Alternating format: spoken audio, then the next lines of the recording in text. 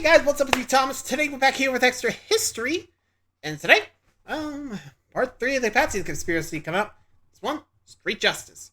So, if you guys remember what happened last time, the Pazzis tried their plot, got one brother, though were unable to get the second.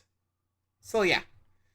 Now, with Street Justice, I don't think the rest of the people are taking this lightly, so shall we see what happens to the Pazzis? Be sure to like, subscribe for more, hope you enjoy. Here we go. April 26th, 1478. Medici Palace, after the attack. Rumors fly through the streets of Florence. There's been an affray at the cathedral. The young Medici brothers were slain as they knelt at prayer. Foreign mercenaries are entering the city. Jacopo Pazzi is leading family retainers through the streets, and bodies of men lie in the city's squares, torn apart by mobs. No one knows what to do. If the Medici brothers still live, moving against them is a death sentence. However, if they're dead and the Pazzi now rule, any pro-Medici mobs will be ruthlessly suppressed. So people gather outside the Medici Palace, waiting to hear news. Then suddenly, the balcony doors open, revealing Lorenzo Medici. With a weak voice, he announces the death of his brother Giuliano at the hands of Pazzi assassins, also stating that despite wounds, he can continue his civic duties. "My people," he says, I swear, if he gets shot in the head with an arrow here. "Control yourselves and let justice take its course. Do not harm the innocent." The crowd roars in response. They don't want justice. They want blood. Yep, here we go. You break the peace, we break you. Thank you so much to our patrons over at Patreon, whose monetary support not only makes our videos possible, but who also vote for topics we cover, like they did with this Murder in Florence series you're watching right now. To learn how you can vote on the shows we make, click the link below.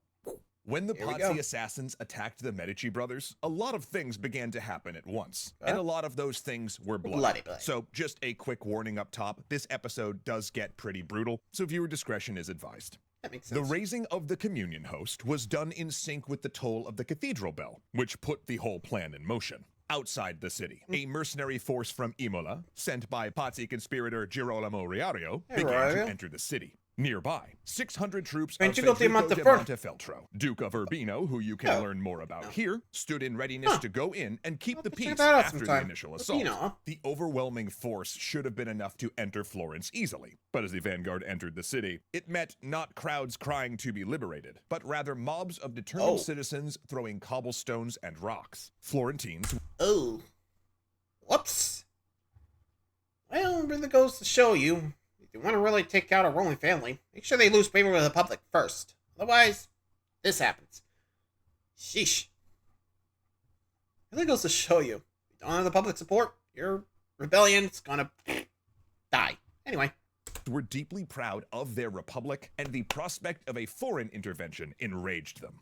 Given the resistance, the vanguard, mostly mercenaries, did what Italian mercenaries did when encountering resistance. That being, they pulled back, because really there's no point in getting paid to fight if you don't live to spend it. And when they pulled back, the Urbino Reserve simply left, because it turned out that Montefeltro's whole troop commitment was a ruse. He'd planned to betray his fellow conspirators and seize Florence for himself once the hard fighting was done, and it was clear that things were not off to a good start. Meanwhile, inside the city, Jacopo Pazzi was discovering much the same thing. He'd come home to take command of his troops and discovered his nephew Francesco Pazzi laying in bed with a self-inflicted wound in his thigh. Francesco confirmed that the deed was done, but he couldn't guarantee Lorenzo was dead. Jacopo had been nervous about this plan from the start. He'd refused to join it until Pope Sixtus threw in his backing, but the die was cast now. To survive, the Pazzi had to go all in. So, Jacopo mounted his horse and rallied the Pazzi troops that stood ready.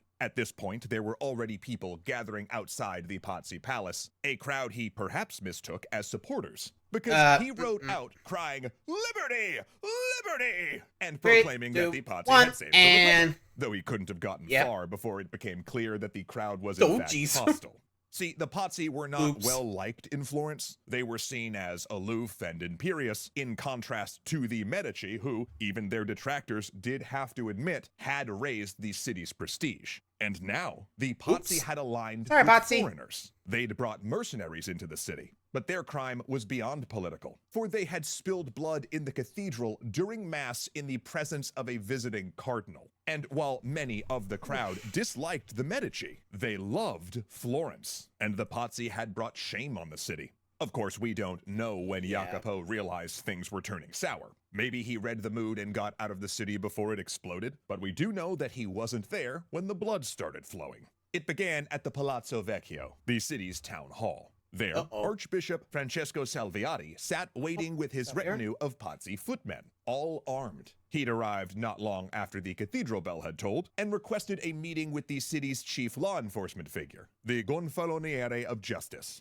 The plan was to take him hostage, paralyzing the city's security forces and capturing the government. But he wasn't coming. Retainers had apologized multiple times, saying the Gonfaloniere was on his way, but that there was just a small piece of business that had to be finished first. As Salviati waited, he watched a crowd gathering outside, and if he felt a tingle that perhaps not all was well, he would have been right. The Gonfaloniere had an odd feeling when Salviati arrived. Why was the Archbishop here instead of Mass? Why were his Pazzi retainers so heavily armed? And why was there a crowd gathering outside? So he sent a clerk to speak to the crowd and learned their news. Only then did he meet Salviati, though it was not the meeting the Archbishop expected.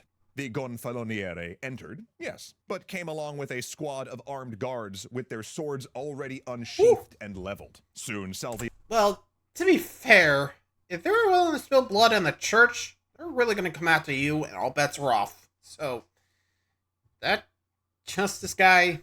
smart call, because, well, saved himself from a hostage situation, and I guess the guards got their hands on him. Salviati and his accomplices were being beaten and questioned in the city hall's cells. Salviati supposedly confessed. But the crowd was not satisfied, because as word spread that Lorenzo lived, foreign mercenaries had tried to enter the city, and that the Pazzi were responsible, the city went mad. I do not believe, said one witness, that Florence had ever seen such a day of torment. Rioters stormed the Pazzi palace. They grabbed Francesco Pazzi from his bed and dragged him naked through the streets, beating and torturing him before delivering him to the Gonfaloniere. Francesco denied all knowledge of the plot or any involvement, but that was no good, since Salviati had already confessed all. Outside, the crowd screamed for justice, and above them, a window opened, with Francesco Pazzi looking out, naked and shivering. Hands shoved him, and he fell forward, clawing at the air until the rope around his neck pulled tight with a jerk and a snap of vertebrae. As he hung there, another window opened, and Salviati tumbled out on his own rope. His own death spasms were so violent, he reportedly bit Francesco's corpse, which the crowd took as a divine message the two were guilty. 3 more Pazzi men followed, before the Gonfaloniere's men simply began to hurl Pazzi retainers out the windows, without ropes. Hello, defenestration. The crowd tore into the bodies, get out the window, ripping them apart with their bare hands and pocket knives. Some, in an act of extreme hatred, reportedly bit chunks out of the corpses and spit them on the street. Lord of the Flies the in this eventually business. found the pair of priests that had tried to kill Lorenzo hiding in an abbey, one disguised as a hermit. They only admitted their true identities after the crowd cut off their noses and ears, the mob proceeding to beat them half to death before finally lynching them. Rioters attacked suspected plotters and Pazzi relatives at random, putting heads on stakes in front of the Medici palace and piling severed limbs in front of the door. The Medici did little to curb this violence, though Lorenzo did dispatch Medici to rescue 2 members of the Pazzi family who he believed innocent, as well as the teenage cardinal, yet the mobs killed on. This was vengeance, yes, but also desperation. Florentines were so eager to prove loyalty to the Medici, and thus avoid any official reprisals, that they used slaughter as a tool of political communication. They'd do anything to prove they abhorred the Pazzi and their actions. Estimates vary, but contemporary chronicles claim that 50 people associated with the Pazzi died on the day of the assassination plot. Months of executions would follow. And the first of those executions was Jacopo Pazzi. While he had escaped the city, it became clear there was nowhere he could go for protection, so he rode back to meet his fate. They hanged him in his noble clothes, his hands bound with a white belt. For hanging was a dishonor, a fate reserved for criminals. In fact, the artist Michelangelo, age 3, watched the killing from atop his father's shoulders, forming one of his first memories.